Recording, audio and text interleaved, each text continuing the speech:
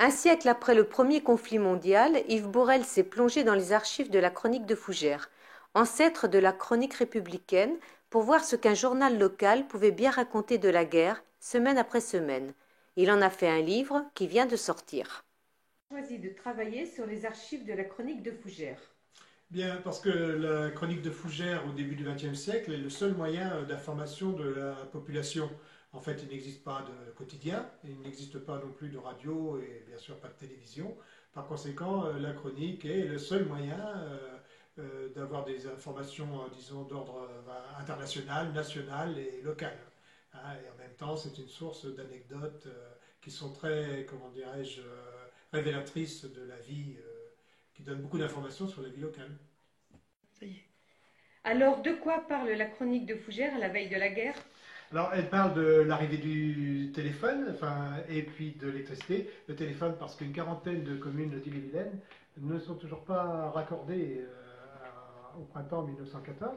Elle parle aussi d'une grève de la chaussure, une nouvelle grève de la chaussure, qui intervient quelques années après la grande grève de 1905-1906.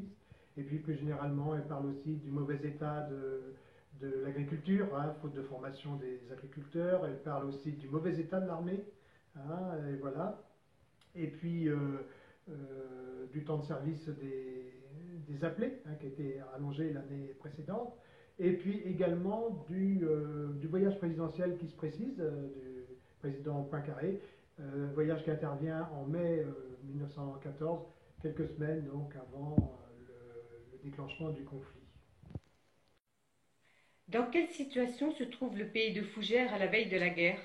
Alors, le pays de Fougères est un pays majoritairement enfin, rural, mais sa ville-centre est devenu un bassin industriel de premier plan avec le développement de la chaussure à la fin du 19e siècle, dans la deuxième partie du 19e. Hein. Et puis, on peut dire que partout, comme ailleurs, la modernité pardon, s'installe avec l'avènement de l'école obligatoire, avec les lois de Jules Ferry, hein, qui remontent à quelques décennies seulement, l'arrivée du gaz, l'électricité, on en a parlé, le téléphone, l'automobile, le vélo, le cinéma. Mais ce qui passionne absolument les Fougerais à cette époque-là, comme beaucoup de Français d'ailleurs, eh bien c'est l'avènement de l'aviation. Ah, voilà. Alors il y a des meetings partout et à Fougères, ils attirent des foules tout à fait considérables. En somme, en ce début de 1914, rien ne laisse présager la déflagration de la guerre. Non, parce que des crises, il y en a déjà eu d'autres, comme celle de Tanger en 1905, celle d'Agadir en 1911, qui ont trouvé des solutions. Hein. Donc l'assassinat de l'archiduc François Ferdinand et de son épouse le 28 juin 1914 passe pratiquement inaperçu dans la chronique, comme dans la plupart des autres journaux. Il faut quand même cependant souligner qu'à cette époque-là, je veux dire, les esprits sont assez belliqueux en France parce que on est quand même on reste quand même, on a tous en mémoire la guerre de 1870 qui a entraîné la perte de l'Alsace-Lorraine. Comment la chronique rend compte de la situation?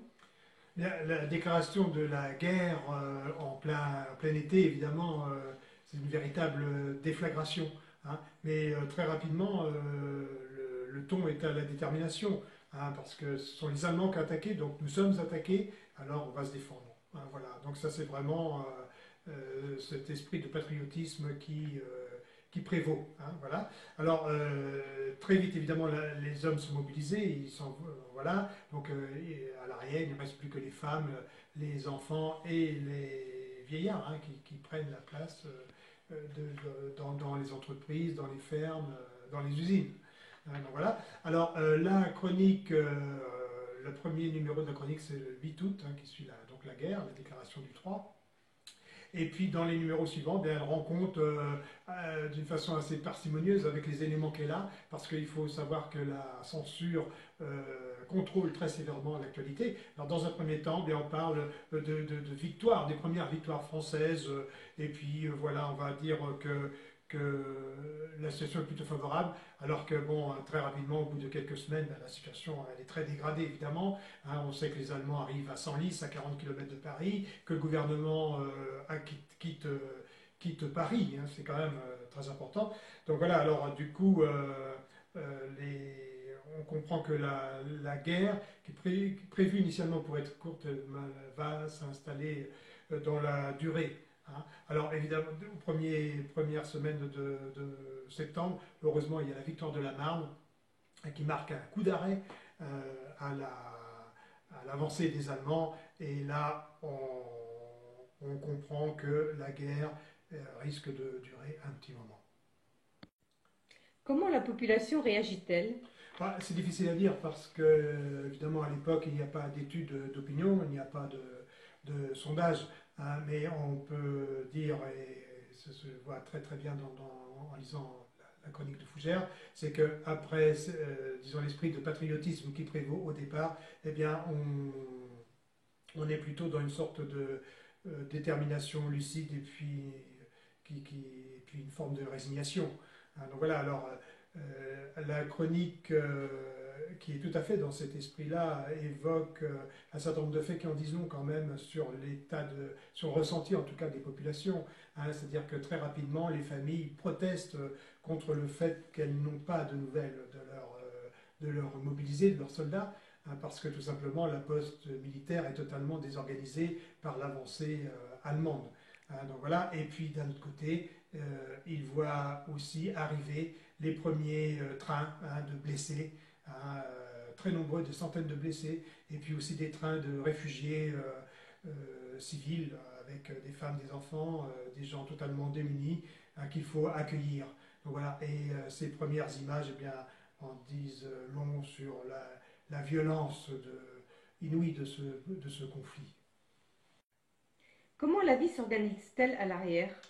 Bien, partout, les femmes, les vieux et les enfants prennent la place des hommes qui sont partis, hein, et les bras manquent dans tous les domaines. Hein. À la campagne, la vie est rendue encore plus difficile par le fait que les réquisitions enlèvent les chevaux. Hein, on réquisitionne également le fourrage, le vin, les brouettes, enfin voilà. Donc, en ville, la situation est un peu différente, mais il y a le problème du coût de la nourriture qui explose, et puis la nourriture qui va bientôt être contingentée. Donc voilà. Alors face à cette situation de crise, eh bien, il y a un énorme mouvement de solidarité qui se met en place avec les municipalités qui sont premières loges, évidemment, mais aussi les bonnes œuvres et la chronique d'ailleurs, hein, qui participe à ce grand mouvement-là. Mais la guerre dure.